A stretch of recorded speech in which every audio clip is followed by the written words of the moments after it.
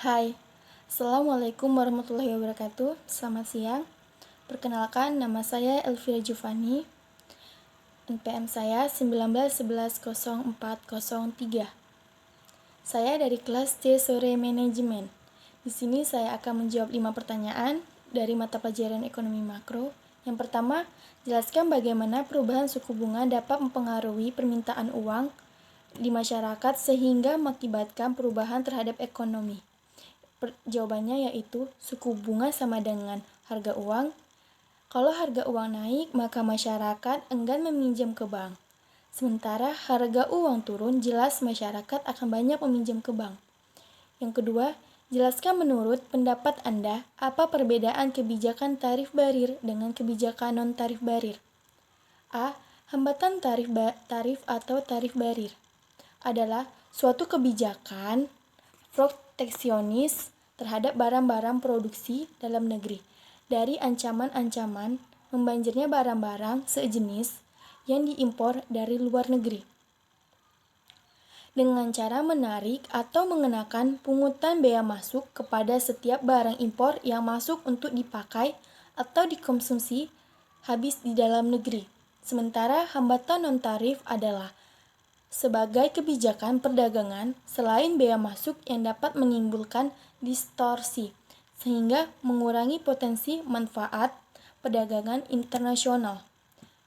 Nomor 3 yaitu jelaskan bagaimana instrumen kebijakan ekonomi internasional. Kebijakan ekonomi internasional dalam artian luas adalah sebuah tindakan atau kebijakan ekonomi yang dilakukan oleh pemerintah yang secara langsung maupun tidak langsung akan mempengaruhi dalam bentuk perdagangan dan pembayaran internasional, baik itu dari sisi komposisi, arah, dan lainnya. Perlu kita garis bawahi bahwasannya kebijakan ini tidak berfokus pada tarif, kuota, namun juga mencakup kebijakan pemerintah dalam negeri yang secara tidak langsung akan memberikan pengaruh terhadap roda perdagangan dan pembayaran internasional.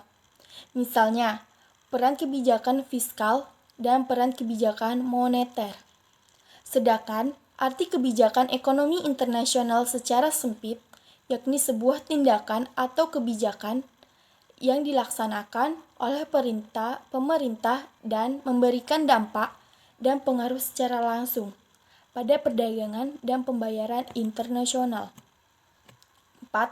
Jelaskan menurut pendapat Anda apa yang dimaksud dengan perekonomian terbuka. Jawabannya yaitu perekonomian terbuka adalah perekonomian yang melibatkan diri dalam perdagangan internasional atau ekspor dan impor barang dan jasa serta modal dengan negara-negara lain. Sistem ini memberikan kesempatan bagi masyarakat untuk berinteraksi dalam bidang ekonomi dengan negara lain, baik itu perseorangan, swasta, ataupun pemerintah.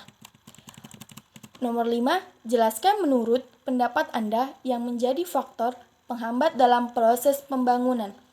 Jawabannya adalah A.